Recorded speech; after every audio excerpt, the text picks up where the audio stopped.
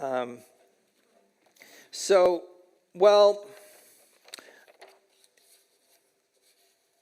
speaking of God's faithfulness, we've seen. I mean, this song has been sung for generations, and people can testify to His faithfulness, always looking ahead to the future. But sometimes we just want to know the future for ourselves. I think that's part of the human condition, is we want to look ahead and know what's coming.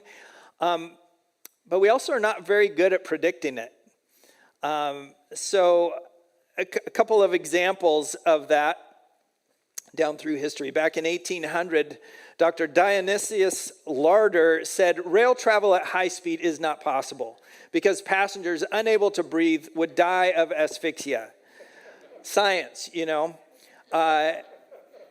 But now, in his defense, he didn't specify what high speed he meant. So, light speed, maybe that's true. I don't know. Another prediction that went a little wrong came from Western Union. In a memo, they said, this, quote, telephone has too many shortcomings to be seriously considered as a means of communication. In 1966, the sci-fi writer Arthur C. Clarke was imagining what housing was going to be like in the future, and he said the house of the future would have no roots tying it to the ground. The autonomous home could therefore move or be moved to anywhere on Earth at the owner's whim. I mean, people can barely drive, let alone fly a house. I just don't think that's probably in the cards. In 1977, Ken Olsen, president of Digital Equipment Corporation, said there's no reason for any individual to have a computer in his home. Wouldn't it have been nice? Yes, exactly. If only that were true. And then in 1996, when J.K. Rowling was shopping Harry Potter to different publishers, one of them said to her, children just aren't interested in witches and wizards anymore. Probably not going to sell very many copies. So sometimes we don't exactly get it right.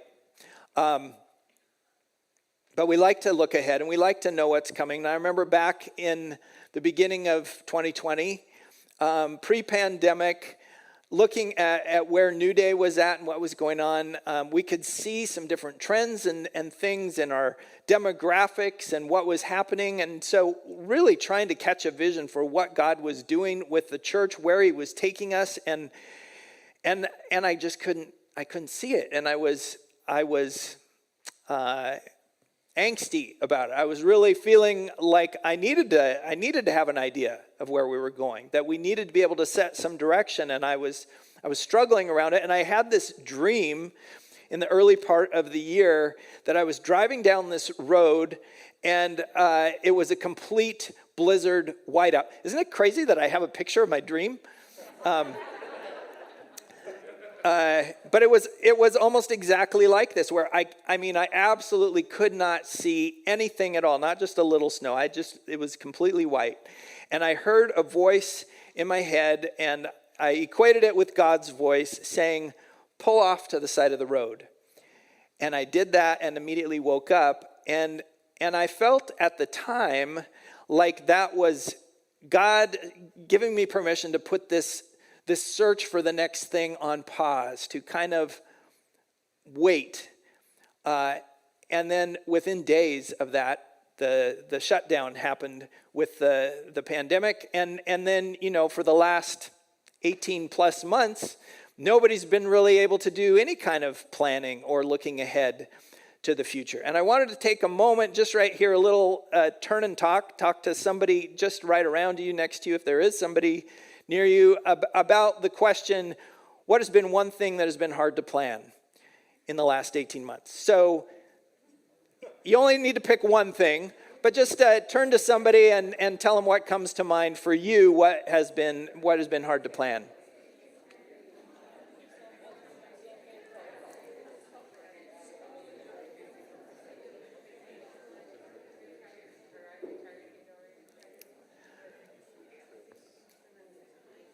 So, what's What did you hear or what did you say? What was something that came to mind for you or the person you talked to?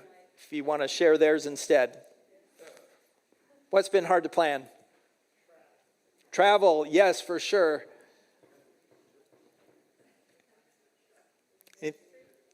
Sorry, what? Ministry, yes, for sure.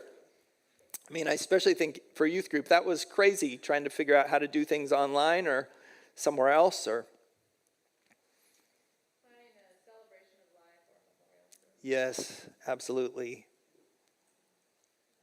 Just friends and family in general, and what can you do safely? Right, yeah. And everybody has a different idea of what safe looks like. So trying to plan things, get together.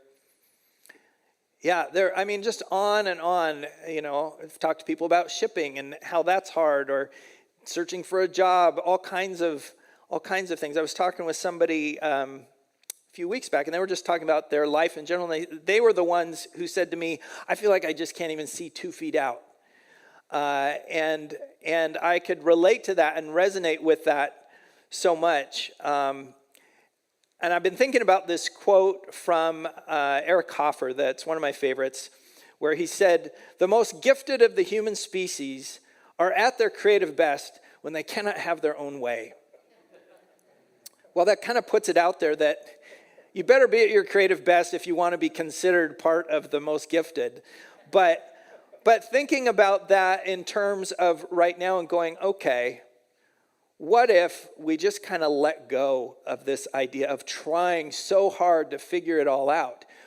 And what if instead seeing 2 feet out is a gift rather than a hindrance? What if being brought down to this small outlook is actually of the Lord and not something that we have to fight so hard to overcome? What could that mean for us?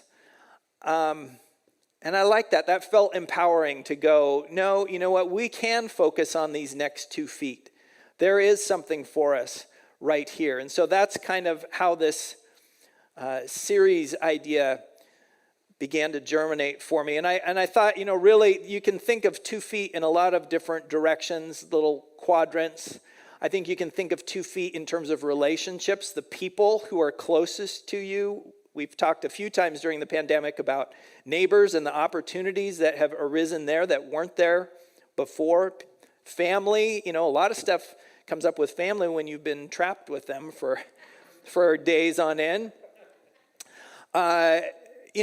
Your activity that you have to do each day, whether that's your job or school or household chores, whatever is just right in front of you to do. And of course, there's a mirror in front of you too. And so you're looking at yourself and you're going, yeah, there's probably some work there. some spiritual growth that needs to happen. Anytime we're in this kind of pressure cooker situation, stuff bubbles up and you go, oh, I don't really like that about myself, and begin to see some things that maybe need some self-care. There's a good workshop coming up tomorrow night, I hear, if you want to be part of that. But it's just an opportunity to look inward as well. And then, the moments, I would say, are the interruptions, the things that we didn't plan for that just show up right here, that are plopped in our lap and we have to deal with because they're coming up. And so all of those happen within that 2 feet realm. But I'm curious for you, as you think about not being able to see more than 2 feet out, is there anything not included in those quadrants that you go, oh, this is really pressing on me right now? Or one of those that you really resonate with?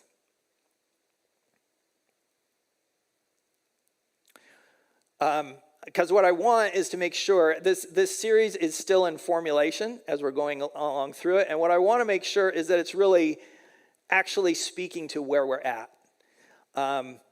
I've been looking at this old book. It's now almost 30 years old, that was written by a professor that I had in seminary. It was a lot newer book back then. But it's called Redeeming the Routines. And he makes this comment in the book. He says, our everyday concerns receive little attention in the church. And it seems like we can have these spiritual conversations that don't really ever land, don't get grounded in what we're actually dealing with. So I would encourage you, I would invite you as we are going through this, if there's something that you think applies or fits within this conversation, please reach out and call me, email me, whatever. I'd love to hear that and make sure that what we're talking about actually speaks to where you're living and the 2 feet that are in front of you right now. I thought as we are embarking on this that James would be a good spot for us to kind of use as our backdrop. And sometimes I don't like to go to James. James can be pretty cut and dry, black and white kind of guy. And sometimes I like a little more nuance to things. But I think when it comes to practicality and when it comes to being a man of action, James is our guy. And I think we will find him to be a really significant ally as we are embarking on this, because he's thought of a lot of it through. Scholars look at the book of James and think that it may actually have been like transcripts of written sermons first, because when you read through it, it has this cadence to it that sounds like it's being spoken to a group. And it's interesting to think about that. But as we are diving into James, I'm not necessarily going to approach it like I would a normal book study. We're not going to necessarily sequence it that way. In fact, today I want to jump into James chapter 4 as we're beginning this, because he sort of addresses this internal desire that we have as human beings to know what's happening in the future. So here's what he says. He says, now listen. Already he's being a little salty here. Now listen. You who say today or tomorrow we will go to this or that city, spend a year there, carry on business and make money. Wait, you do not even know what will happen tomorrow. What is your life? You are a mist, a vapor, he says, that appears for a little while and then vanishes. I know some of you were paying attention to William Shatner going up into space recently. And, it seemed a little gimmicky that here you have the Captain Kirk at 90, finally getting to go into space. But if you heard any of his interview afterwards, he was so moved emotionally by the whole thing. And what he kept talking about was going through this rush of blue, is just whizzing past, and then blackness. And he said, what is that? Is that death? And granted, being at the stage of life that he's at, of course he's thinking about the fleeting nature of life, but that was what stuck with him. And James is saying, look, you're like the steam from a coffee cup. It's gone really quickly. And that's not to downgrade its importance. That's just saying it's so fleeting. Life goes by so quickly. So he says, because of that, instead of making all these really concrete, like locked in plans, instead he says, you ought to say, if it's the Lord's will, we will live and do this or that. As it is, you boast in your arrogant schemes. All such boasting is evil. If anyone then knows the good they ought to do and doesn't do it, it is sin for them. So you can hear that James is just kind of calling things out as they are. But as I was looking at what he's saying about this and thinking about what he is pushing against in that tendency, that presumption that we have, that we know what's coming, I thought, well, wow, we're in this unique place where that is almost being taken away from us. Even if we want to do that, we can't really do that. We've been limited in how far out we can look. And so thinking about, if I can accept that limited vision, if I can come to terms with that and see it as a gift instead of a hindrance, what would that mean for me. And I think looking at what James has to say about this, we can see a few things that show up. First of all, it frees me from the illusion of control. It really isn't that it's taking control away from me. It's just getting rid of the idea that I have in my head that I'm in control. Because that's really what we want most of the time, to feel okay about the world. There's a pastor we used to have years ago, and I really don't remember much of anything from his sermons except this one line that he would say regularly, which is, the real issue is never the real issue. The real issue is always control. That is always the thing that we are struggling with and wanting more of. And James says we don't have control over the amount of time that we have. You know, you don't know if you've got an hour or a day or a year, so we need to hold that loosely. It's not that we can't plan and have ideas of what we'd like to do, but to acknowledge the fact that that's not really in our control. And then also our fortunes. You know, they were planning on this business venture in his illustration that is basically going to set up the security for what things look like for them going ahead. He's like, there's so many things that can happen that you can't just be counting on your ability to have a strategy for life. I was talking this week with Thomas Anderson Jr. Some of you may remember a pastor from Spokane who we had speak in to on our videos a couple times in the last year. He and his family just moved to Chicago, where he was asked to be the pastor of one of the Willow Creek campuses there. And it was really this great opportunity that just sort of fell in his lap, and it aligned with everything that he was wanting to do in terms of more urban ministry, and just seemed like God was mapping out this direct, straightforward path. So he's back there now. They got there, and just a few weeks after getting there, the apartment building where they were living had a fire, and the sprinklers went off in their apartment, and they lost 90% of their belongings. And then after that, he got sick, and then his kids have been having a hard time with school, and so all these things that just have not gone according to plan. And I was just impressed by his ability to just roll with the punches of what God was doing, and it was because he was acknowledging what James had said, that we cannot just cling so tightly to what we think life needs to look like. And if we can let go of some of that, that's really a gift to us, because it frees us from something that wasn't ours in the first place in terms of control. A second thing that I think accepting my limited vision gives me is it lets me stay in the present. Anybody else have a hard time staying in the present? I mean, that's kind of also part of just human nature. Clear back in the 1600s, Blaise Pascal said, "If we examine our thoughts, we shall find them always occupied with the past and the future." It's kind of comforting, isn't it? You know, it's been going on for a long time. It's really hard for us to stay right here and right now. And that makes sense, doesn't it? Because when we're right here, that means we've got to pay attention to the pain that we're feeling. What's actually going on in our relationships? What we have to face and deal with. And so we'd always rather escape somewhere to the past or the future.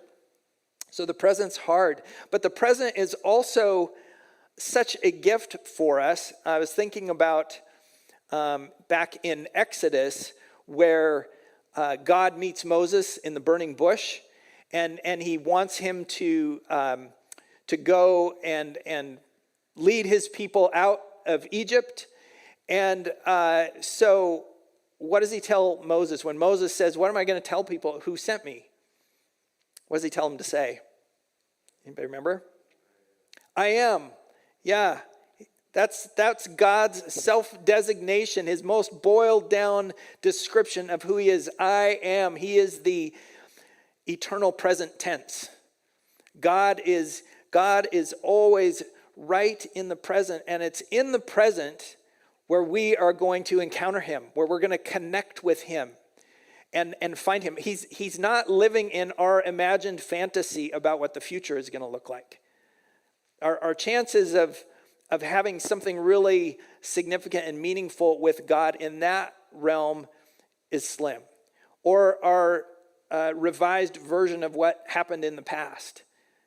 That's not where God is either. He's right in the present moment, and he invites us to meet him here. And the present is where we're most likely to see him.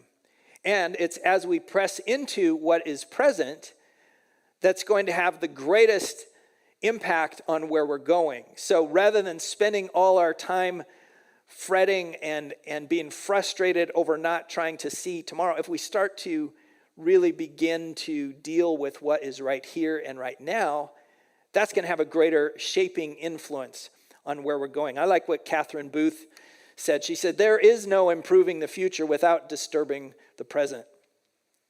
Without disturbing the present. So I want to just pause right there for a moment. Any thoughts on that so far? Any thoughts on being present or control? Yeah, Marie. Well, earlier when you had that quadrant image set up, Mm-hmm. the things that came to my mind was why it's so hard is all of these things are colliding, it seems like, at the same time. Yes. That's very connected to living in the future. Yes. That is really true. All those quadrants that we showed, it's not like you can just deal with one individually. They're all combining at once, which does make the present particularly intense then. Yeah, that's a good point. One thing, if you live in the present, you have more energy than you would if, like me, worried about the future. Sure. Yes. So I'm overwhelming myself, and I need my energy for right now. Yes. Yes. We spend a lot of energy worrying about the future that would be better applied to the present moment. Becky, were you going to say something? I was just going to say that I'm planning on retiring in a few months, and the response from people is, oh, I bet you're just counting the days. And I go, no, Huh. I'm living in these precious moments. I can't do that. And, I think most people, because, and it is wanting, I do want to think about that. Yes. But I'm just in love with today and thankful for what we have. And so I'm trying to keep my eyes on this moment. That's so good. I am so impressed. She said she just loves today and loves being in the moment. And I want to be more like you. That's good. Because it is so easy to once you get. I'm such a future thinker that I can just live there all the time, and then it just totally takes you out of whatever is going on, and then it's gone. And so it's not that James is anti-planning, because we all have to give some degree of thought to the future. But yeah, Karin. I was just going to say, Jeff, I love you so much. And also, those are like some of my least favorite verses. Right. Yes. So I almost had a physical reaction because as a pastor's daughter growing up in the church, the line, if you know what good you should do and don't do it, it's a sin. Well, I'm a recovering people pleaser, anyone. Yeah. And so I can wake up and think of all these things I should do. Yeah. Let's talk about the things we don't talk about in church. Yeah. So I have this list, and then it's magical thinking that Right. I could get any of them done. Sure. And so what I am really grateful for is that I'm learning that 2 feet out is such a gift, and really it's about can I love 2 feet out? Yeah. Am I withholding love 2 feet out? Yes. Am I asking for forgiveness 2 feet out? Yes. Because it's a different kind of magical thinking to imagine that I can do all these big things for God Right. I grew up with a steady diet of, you're going to do great things for God, Carmen. Don't ever tell that to anybody. It is a Yes. terrible burden. Yes. And so the gift of that Yep. is helpful. Yep. Thank you.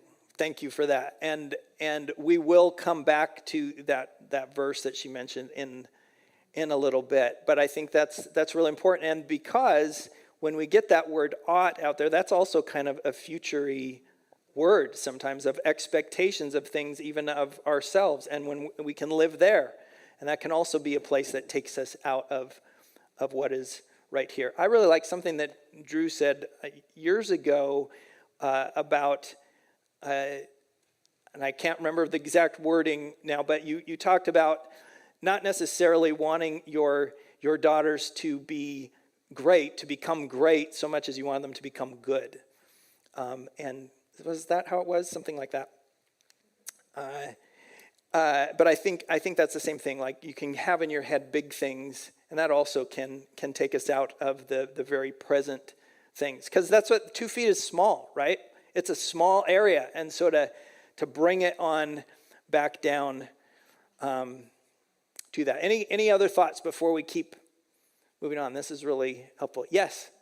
I was just thinking that it's odd that this subject came up today, that a person can become very, very bitter if you think that life should be a certain way and it doesn't turn out to be that way. Yep.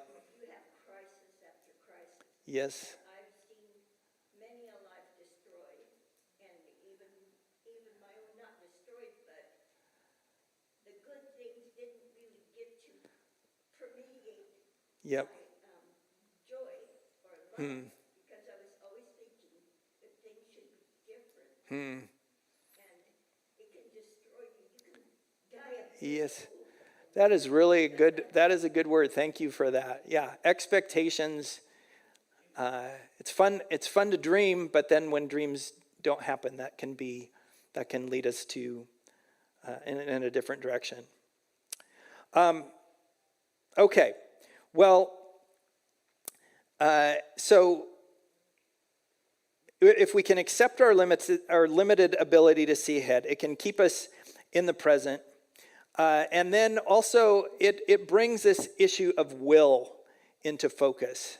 Because what was it James said? He said, instead of getting all about your plan for the future, you ought to say, if it's the Lord's will, we will live and do this or that. And he's not like creating a formula here that you're supposed to say that every time. That also gets back to the idea of magical thinking about things. It's not formula. It's having this attitude in your mind, adopting this stance when you're making your plans, that you're bringing it underneath God's will. And this to me is what I would call garden work, because it really just reminds me of Jesus in the Garden of Gethsemane.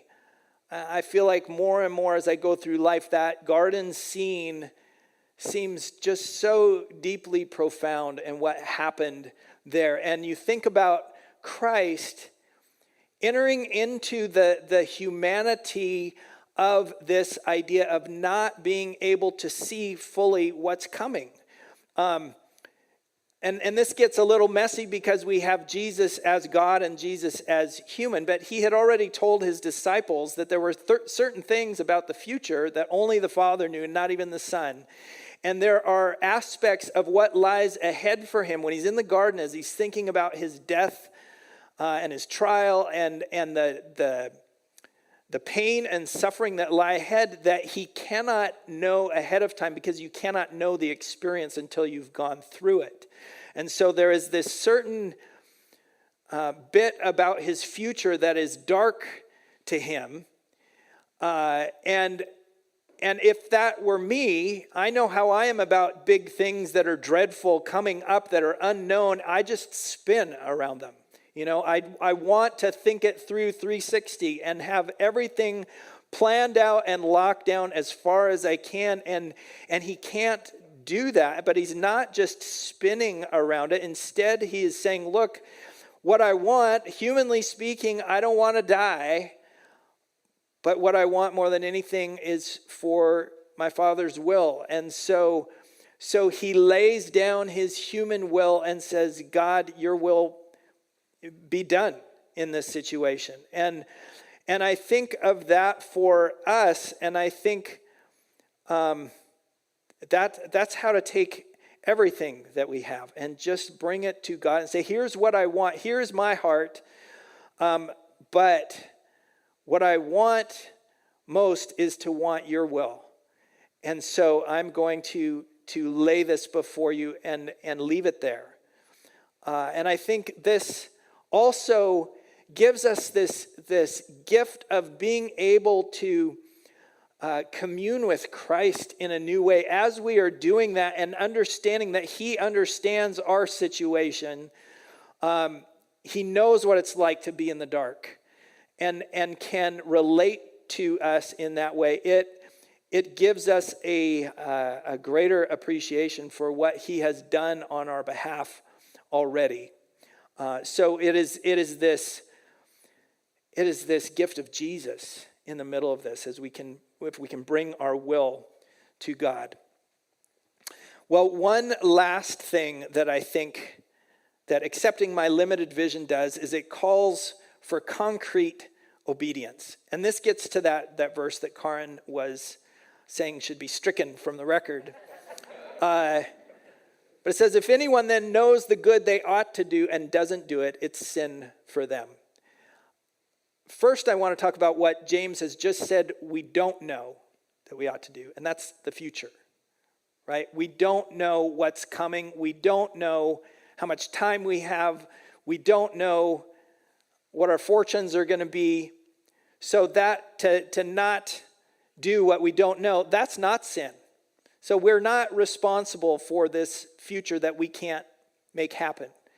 But the things that we do know, those are things that are right here present. And so it gets us out of this more abstract idea of worrying about what God is asking of us and instead going, well, what's 2 feet out from me that I know? It gets it really specific and concrete because there is always something right here in front of us. At least almost always. I think as I look at the course of the pandemic, there have been multiple times where I couldn't see very far, but almost always God gave me something next to focus on and to go, okay, right now, today,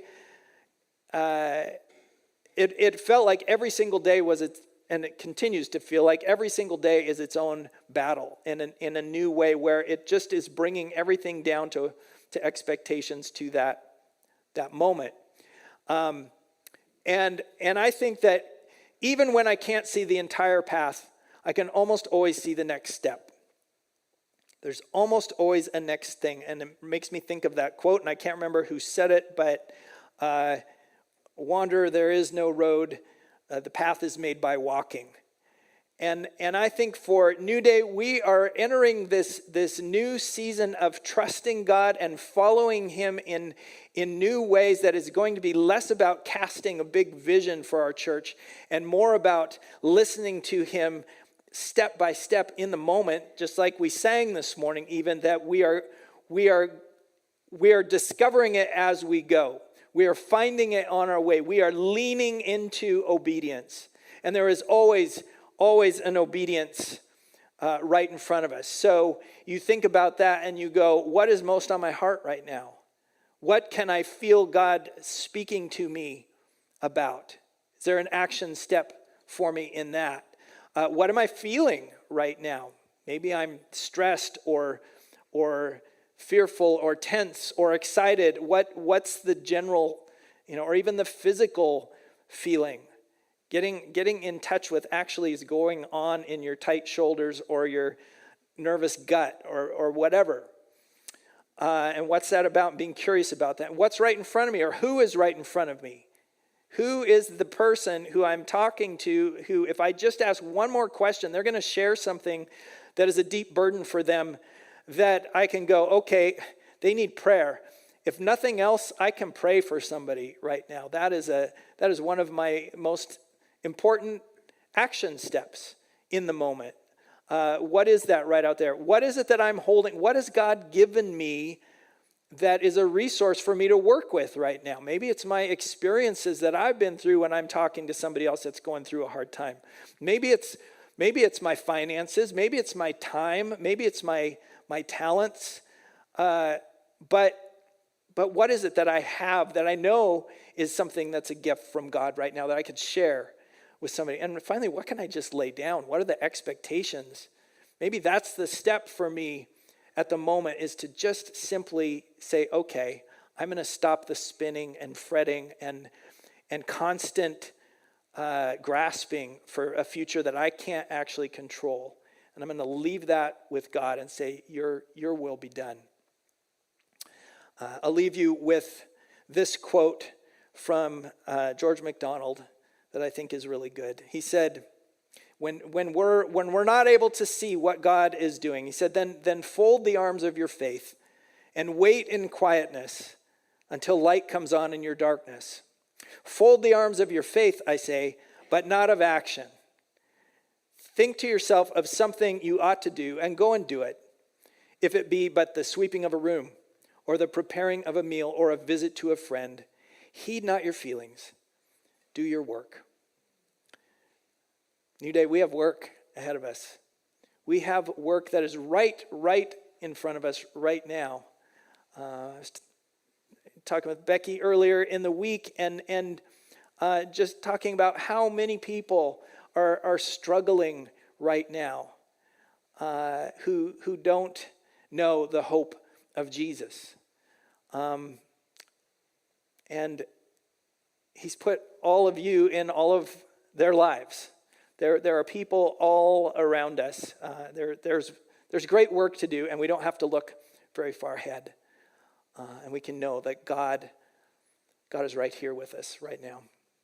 Will you pray with me? God, I thank you that our lives are fleeting, and the reminder of that because they are so fleeting, they're also small.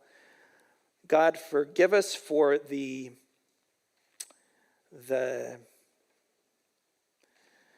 expectation that you would do big things necessarily through us. If we were just living right, that life would be big. God, allow us to accept smallness, to be content to be ordinary, good, faithful servants who don't have to be orchestrating something beyond that, Lord, but to be faithful to what you've given us right here. I pray for us as a congregation, God, as we seek to be listening to you right in the moment. Help us be attentive to the right things. Free us up from unneeded guilt, unneeded burden, unneeded expectation, God, and allow us to see what an enormous gift it is to just meet you right in the present. We give it to you in Jesus' name. Amen. Amen.